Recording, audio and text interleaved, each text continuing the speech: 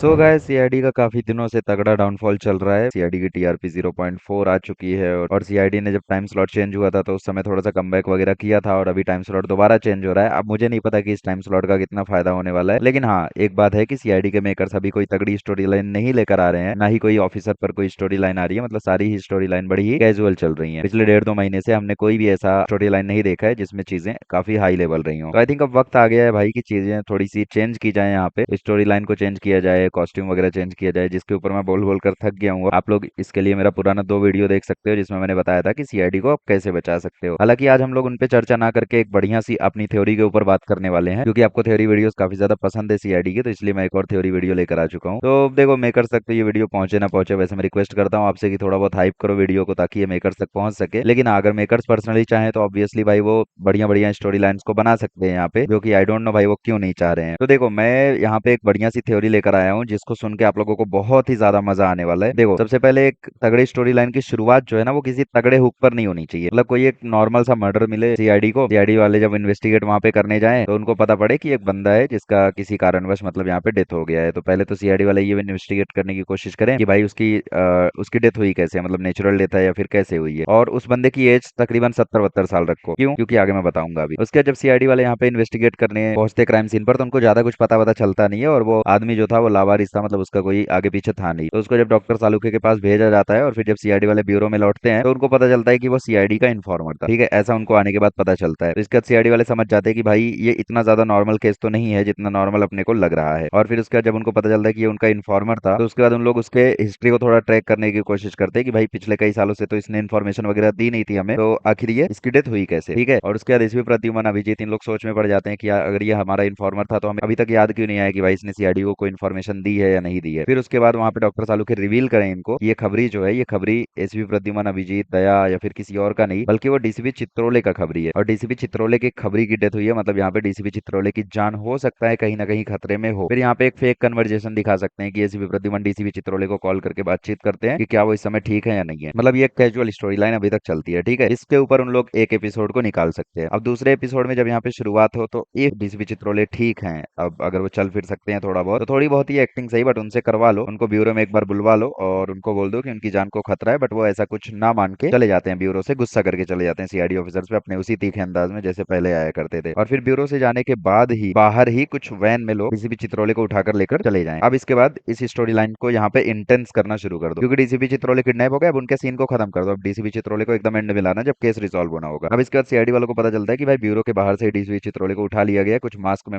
आदमी लोग थे, और कार का जिस कार में उठाया जिस वैन में उठाया डीसीपी चित्रोले को उसका नंबर वगैरह भी उनको नहीं पता चला है। अब इसके बाद सीआईडी वाले डीसीपी चित्रोले का फोन ट्रैक करते हैं तो वो किसी जंगल में उनको दिखाता है लोकेशन। अब सीआईडी वाले उस जंगल में जब पता करने के लिए जाते हैं तो वहां पे उनको कोई चीज नहीं मिलती है, और वहां पर पहुंचने के बाद उनको पता चलता है कि डीसीपी चित्रोले का जो फोन है वो बहुत ही तेजी से चल रहा है और इस समय डीसीपी चित्रोले किसी ट्रेन में है। ठीक है, और किसी ट्रेन के थ्रू वो कहीं पर जा रहे हैं, और फिर वो रूट वगैरह को देखकर समझ में आता है सीआईडी वालों को कि भाई जो डीसीपी चित्रोले जिस ट्रेन में है वो ट्रेन मुंबई से किसी भी आप बढ़िया सी जगह में पोस्ट कर सकते हो, उसको गोवा पोस्ट कर सकते हो, ऋषिकेश पोस्ट कर सकते हो, मसूरी पोस्ट कर सकते हो, जैसे पुराने एपिसोड्स थे सीआईडी के। तो लेट से भाई ऋषिकेश कर दिया। ठीक है, यहाँ पे डीसीपी चित्रोले का जो फोन है वो ऋषिकेश वाले रूट पे तेजी से बढ़ रहा है। यहाँ से सीआईडी वालों को समझ में आ जाता है कि भाई डीसीपी चित्रोले ट्रेन की हेल्प से उनको ऋषिकेश ले जाया जा रहा है। तो यहाँ पे सीआईडी वाले फिर ऋषिकेश पहुंचते हैं और यहाँ पे दूसरा एपिसोड खत्म हो जाता है। ठीक है, अब तीसरे एपिसोड में इन्वेस्टिगेशन शुरू होती है। तो सीआईडी वालों को पता चलता है कि भाई जहां पर उन लोग पहुंचे हैं ऋषिकेश में, वहां पर अनोनिमसली कोई बंदा है जो लगातार कुछ ऑफिसर्स की डेथ कर रहा है, मतलब कुछ पुलिस ऑफिसर्स मारे जा रहे हैं। अब उन पुलिस ऑफिसर्स के मारे जाने पर यहाँ पे सीआईडी वाले थोड़ा सा एक केस अपने हाथ में लेते हैं, क्योंकि वो बोल देते हैं ऐसा कि भाई डीसीपी चित्रोले किडनैप हुए हैं, तो एक तरीके से वो केस अब सीआईडी का है, किसी नॉर्मल सीबीआई या पुलिस वाले का नहीं है। तो यहाँ से फिर एसीपी प्रद्युमन अपनी इन्वेस्टिगेशन कंटिन्यू करते हैं और उनको उससे पता चलता है कि इन खूनों के पीछे कहीं ना कहीं किसी बड़ी गैंग का हाथ है। लेकिन एसीपी प्रद्युमन से जब पंकज बोलता है कि कहीं ये आई गैंग का हाथ तो नहीं है इसमें, तो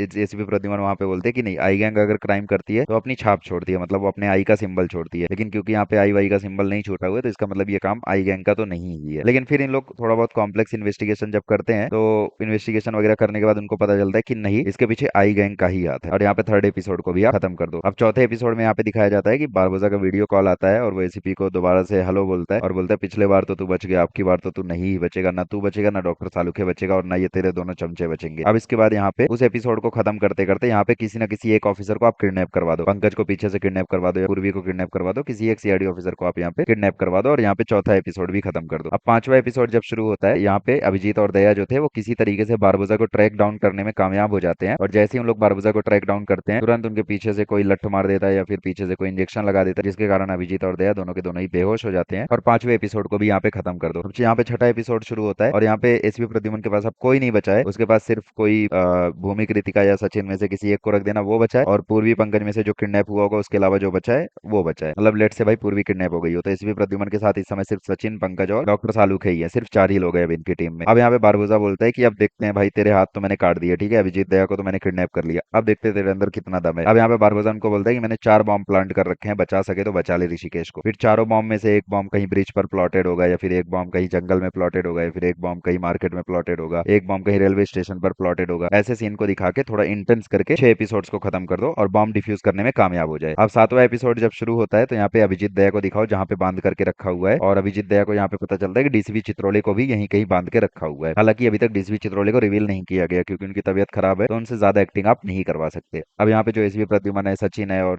सालू के हैं, इन लोग कोशिश करते हैं ये अभिजीत और दया के बारे में पता लगाने के लिए। तभी सचिन को एक नोटिफिकेशन आता है कि एसपी प्रद्युमन के ऊपर हमने शूटर हायर कर रखे हैं, अगर तुम एसपी प्रद्युमन को बचाना चाहते हो तो जल्दी से जल्दी यहाँ पर आ जाओ। तो फिर उसके बाद सचिन जब एसपी प्रद्युमन को कॉल करता है तो एसपी प्रद्युमन को कॉल लगता नहीं है, और सचिन उसको बचाने के लिए जल्दी से जल्दी उस लोकेशन पर निकल जाता है। वो जैसे ही उस लोकेशन पे पहुंचता है उसको भी किडनैप कर लिया जाता है, और यहाँ पे जो पंकज था उसको भी किडनैप कर लिया जाता है। पंकज और सचिन दोनों को ही किडनैप कर लिया जाता है। अब यहाँ पे सिर्फ एसीपी प्रद्युमन और डॉक्टर सालू के बच्चे हैं। तो यहाँ पे एसीपी प्रद्युमन डॉक्टर सालू के से थोड़ा इमोशनल होकर बोलते हैं कि भाई तू चले जा, मुझे लगता है यहाँ पे ज्यादा खतरा है, तो तू अपनी जान खतरे में मत डाल, तेरी जरूरत है फॉरेंसिक साइंस को, हम लोग तो क्या ही है, हम लोग जाएंगे कोई और आ जाएगा, कोई दिक्कत नहीं है। लेकिन डॉक्टर सालू के यहाँ पे बोलते हैं कि नहीं यार, हम जिए हैं साथ, मरेंगे साथ में। तो यहाँ पे बेसिकली थोड़ा बहुत और इंटेंस करके आप यहाँ पे एसीपी प्रद्युमन और डॉक्टर सालुके को भी किडनैप करवा दो 8वें एपिसोड तक। तो यहाँ पे पूरी की पूरी सीआईडी टीम यहाँ पे किडनैप हो चुकी है, ठीक है। अब 9वें एपिसोड में बहुत ही तगड़ा प्लॉट ट्विस्ट बताता हूँ, ठीक है। 9वें एपिसोड में तुम यहाँ पे बचाओ सारे के सारे ऑफिसर को, और पता है बचाए कौन, क्या लगता है? 9वें एपिसोड में सारे ऑफिसर्स को बचाए गौरव खन्ना, मतलब इंस्पेक्टर काबिन, या फिर इंस्पेक्टर निखिल, या फिर कोई भी एक इंस्पेक्टर सीआईडी का जो पुराना था और काफी एपिसोड से आया नहीं था। इंस्पेक्टर रजत को भी आप ले सकते हो, कोई भी, ठीक है। तो कोई भी एक इंस्पेक्टर आके यहाँ पे इन सभी को बचा लेता है और सारे के सारे सीआईडी ऑफिसर्स यहाँ से भागने में कामयाब हो जाते हैं। और भागते हैं उन लोग बोलते हैं कि हमें डीसीपी चित्रोले के बारे में पता लगाना है कि आखिर वो है कहाँ, ठीक है। भागने के बाद इन लोग बेसिकली बारबोजा को ट्रैक डाउन करने की कोशिश करते हैं और उसी में 9वां एपिसोड खत्म हो जाता है। फिर 10वें एपिसोड में सारे के सारे सीआईडी ऑफिसर्स मिलके बारबोजा को ट्रैक करते हैं, और बारबोजा को ट्रैक करने के बाद डीसीपी चित्रोले को बचा लेते हैं, और बारबोजा का वहां पे खात्मा हो जाता है, मतलब एक तरीके से बारबोजा का गेम ओवर हो जाता है, ठीक है। और जैसे ही बारबोजा का गेम ओवर होता है, तुरंत दया और अभिजीत के पीछे से कोई गोली चलाता है, और फिर उसके बाद एक वीडियो कॉल रिसीव होता है जिसमें पता चलता है कि बारबोजा तो मर गया लेकिन बारबोजा का बाप अंगारा भी जिंदा है। और यहाँ पे 10वें एपिसोड को खत्म कर दो। देख रहे हो कितना इंटेंस स्टोरी लाइन लिख दी है अपन ने यहाँ पे बैठे बैठे। तो मैं सच बताऊं, मैंने कोई स्क्रिप्ट वगैरह नहीं बनाई है, बस बैठे बैठे ऐसे ही लिख दी है इस स्टोरी लाइन को। अगर यार ऐसी तगड़ी स्टोरी लाइन तुम लिख सकते हो तो क्या दिक्कत है भाई शूट करने में? ऐसा एपिसोड तुम शूट करो, फिर सीआईडी का टीआरपी ना आए तो बताना। तो आप लोगों को ये एपिसोड कैसा लगा जरूर बताना। बाकी मिलते हैं अगली वीडियो में। Till then bye bye, thank you so much.